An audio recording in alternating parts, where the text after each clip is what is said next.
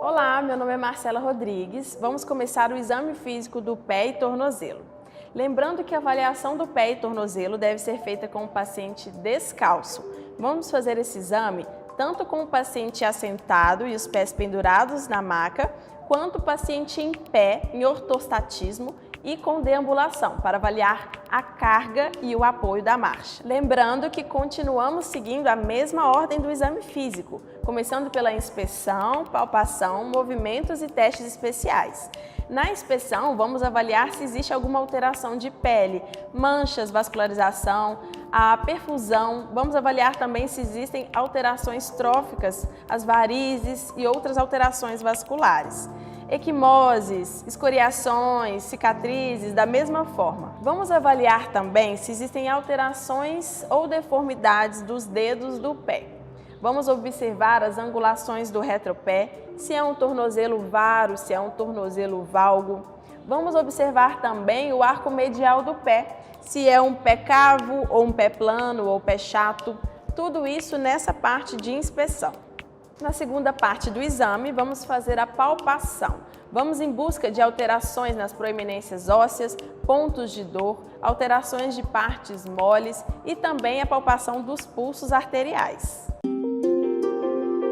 Faremos uma inspeção com a visão anterior do pé, visão medial do pé, inspeção posterior e inspeção lateral. Começaremos a palpação pela cabeça da fíbula, que excede de fratura em casos de entorse de tornozelo. Em seguida, faremos a palpação de toda a musculatura posterior da perna, gastrocnêmio lateral e medial e musculatura sólea. Em seguida, faremos a palpação do tendão de Aquiles, que pode mostrar gap em caso de ruptura. Também faremos a palpação da tuberosidade posterior do calcâneo, que pode apresentar dor ou protuberância em casos de tendinopatia crônica do tendão de Aquiles. Na região lateral, vamos começar a palpação pelo maléolo lateral, que é a região mais distal da fíbula.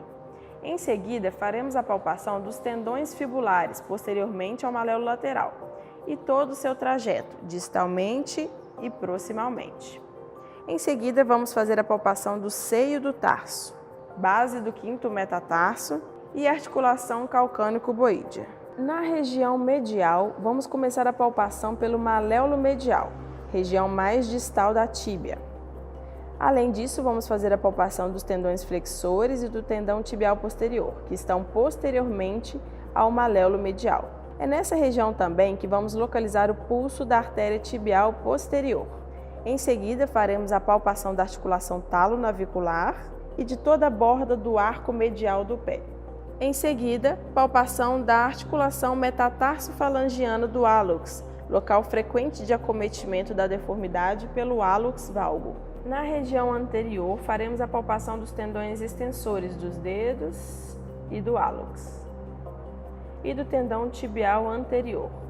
Nessa região, também vamos sentir o pulso da artéria pediosa, no dorso do pé. Também faremos a palpação da articulação de Chopard e a articulação de Lisfranc. Faremos também a palpação dos dedos e das articulações metatarso-falangianas e as articulações interfalangianas. E por último, faremos a palpação da região plantar.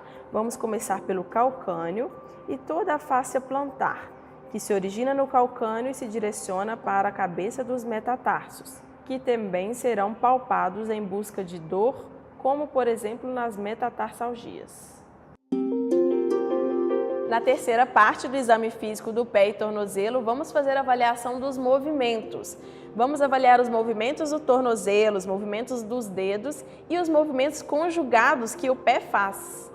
O tornozelo normal realiza 45 graus de flexão plantar e 25 graus de extensão ou dorsiflexão. O complexo subtalar movimenta-se com 20 graus de inversão e 10 graus de eversão. O complexo articular de Lisfranc ou articulação tarso-metatársica pode realizar 15 graus de supinação e 25 graus de pronação do antepé com relação ao mediopé. A articulação mediotársica permite 10 graus de adução e 10 graus de abdução do pé. Na última etapa do exame físico, vamos verificar os testes especiais para cada articulação, do tornozelo, do pé e dedos. O teste de Silverskild avalia o arco de movimento da articulação do tornozelo, tibio-társica, e o grau de encurtamento do músculo tricepsural. O examinador faz a dorsiflexão do tornozelo e avalia a diferença de dorsiflexão em extensão do joelho e a dorsiflexão com a flexão do joelho.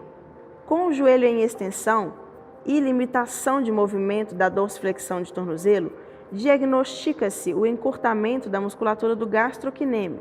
Se a dificuldade de dorsiflexão persiste mesmo com o joelho fletido, fica confirmado o encurtamento da musculatura do sólio. O teste da gaveta anterior avalia a integridade fíbulo-talar anterior e cápsula articular. Com uma mão, o examinador segura a tíbia e com a outra envolve o calcanhar, fazendo uma força anterior. Em caso de lesão, haverá um deslocamento anterior do talos e pode também surgir uma zona de depressão na face anterolateral do tornozelo, que se chama sinal do vácuo. O teste da gaveta posterior da fíbula é para testar a integridade dos ligamentos da sindesmose tibio-fibular distal.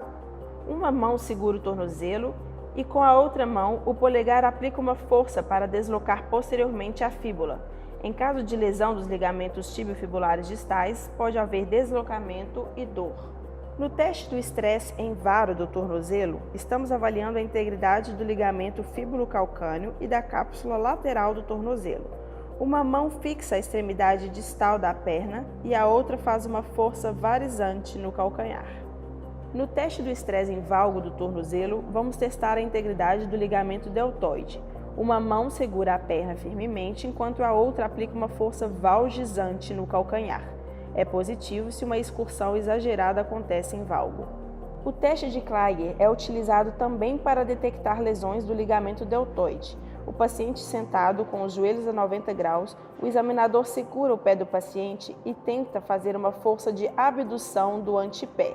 O teste é positivo em caso de dor medial ou sensação de deslocamento do talos. O teste de Pillings, ou teste da compressão lateral da perna, serve para avaliar a articulação tibiofibular distal. O examinador faz uma compressão na tíbia no terço médio e isso faz uma solicitação da ação dos ligamentos da articulação tibiofibular distal, desencadeando dor aguda na face anterolateral do tornozelo. O teste de McBride, ou o teste da redutibilidade do valgismo do hálux, determina o grau de retração dos tecidos moles laterais na deformidade do hálux valgo. O examinador aplica uma força varizante na borda lateral do hálux para avaliar a redutibilidade da deformidade. Teste da hipermobilidade do primeiro raio, para avaliar o grau de movimento na primeira articulação tarso-metatársica. O médico aplica uma força de baloteamento na articulação. Teste da gaveta metatarsofalangiana, ou manobra de Thompson e Hamilton. Descreveram o sinal da gaveta, útil na determinação de quadros de instabilidade de origem traumática ou inflamatória dessa articulação. O teste da compressão laterolateral do antepé pode significar processos inflamatórios e expansivos dos espaços intermetatarsais em caso de dor. O sinal de Mulder é a dor associada a um estalido característico, com um ressalto doloroso, devido à movimentação brusca do neuroma de Morton no espaço entre as cabeças dos metatarsos. No teste da redutibilidade das garras dos dedos, ou teste de Kelliken do croquet, vamos observar a redutibilidade das garras dos dedos, aplicando uma pressão com ambos os polegares na região plantar do pé. Teste de Thompson, ou teste de Simons, para avaliação da integridade do tricepsural. Em decúbito ventral e joelho a 90 graus, faça uma compressão na panturrilha. Ele é positivo ou normal quando tem um encurtamento da massa muscular e uma movimentação do tendão íntegro. E é negativo, significando ruptura, quando nenhum movimento é detectado. Teste de Matley. Esse teste é pesquisado colocando-se o paciente em decúbito ventral com os tornozelos para fora da maca. Em seguida, solicita-se ao paciente que faça a flexão dos joelhos até 90 graus. Durante a flexão, deve-se observar a posição do tornozelo. Se o pé declinar para a posição neutra ou para a dorsiflexão, podemos diagnosticar a ruptura do tendão do calcâneo, visto que em pacientes normais o pé permanece em ligeira flexão plantar. Além dos testes de Thompson e Metley que falamos agora, existem mais 3 formas de avaliar a integridade do tendão de Aquiles ou tríceps sural. A primeira forma é pedindo ao paciente que fique nas pontas dos pés. O segundo teste é o teste de O'Brien, ou Needle Test, no qual a gente coloca uma pequena agulha 10 centímetros da parte mais distal do tendão de Aquiles e solicitamos ao paciente que movimente o tornozelo. Caso essa agulha se movimente junto, existe uma integridade do tendão. Se a agulha não se move, mesmo com o movimento do tornozelo, a gente vai suspeitar de uma perda dessa conexão e uma ruptura do tendão de Aquiles. O terceiro teste é o teste de Copeland, no qual a gente utiliza um esfigmomanômetro para avaliar a pressão na perna. A gente insufla a 100 mm de Hg e solicita ao paciente que faça a dorsiflexão do tornozelo. O normal é essa pressão aumentar para cerca de 140 mm de Hg. Se não houver esse aumento ou se a oscilação for pequena, indica a ruptura do tendão de Aquiles ou tríceps sural. O teste da rotação externa passiva da perna é feita com o paciente em posição ortostática e apoio bipodálico. O examinador segura a porção média da perna a ser examinada e promove uma rotação externa do conjunto. A pinça bimaleolar determina a rotação do talos, que se desloca sobre o calcâneo, promovendo a varização. A ação desses movimentos sobre a mediotársica e tarsometatársica determina o surgimento ou a acentuação da abóbada plantar do pé. No teste de Jack, é feita uma hiperextensão passiva do hálux, no qual observa-se uma varização do retropé e o surgimento da abóbada do pé. O teste da ponta dos pés avalia a integridade dos tendões calcâneo e tibial posterior. O paciente em apoio bipodal fica ativamente na ponta dos pés e é esperado que a elevação suave e simétrica leve à varização do retropé.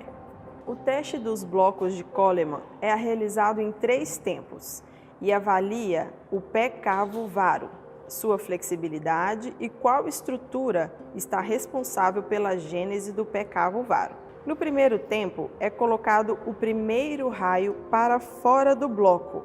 Se acontece a correção do varismo e o retropé se torna valgo, quer dizer que o primeiro raio é o causador da deformidade. Se o retropé é mantido varo, mantemos a investigação e seguimos para o segundo tempo do teste. No segundo tempo do teste, todo o antepé é colocado para fora dos blocos. Se ocorre correção da deformidade em varo para valgo ou neutro, o antepé é um responsável pela deformidade. Se a deformidade se mantém, significa que a causa está no retropé. No terceiro tempo do teste, combina-se os 2 arranjos anteriores. Em caso de correção da deformidade, afasta-se o retropé como responsável. Se é mantida a deformidade em varo, quer dizer que tanto o antepé quanto o retropé são responsáveis pelo pé cavo-varo. O sinal dos muitos dedos, ou too many toes, indica deformidade em abdução do antepé. Se relaciona com a pronação do retropé em virtude da insuficiência do tibial posterior. E é positivo se mais de um artelho na visão posterior é visto. Sinal do Picaboo. Em uma visão anterior, é possível observar a borda medial do calcâneo e é indicativo de varismo do retropé. Essa foi a aula de exame físico do pé e tornozelo. Nos vemos na próxima aula.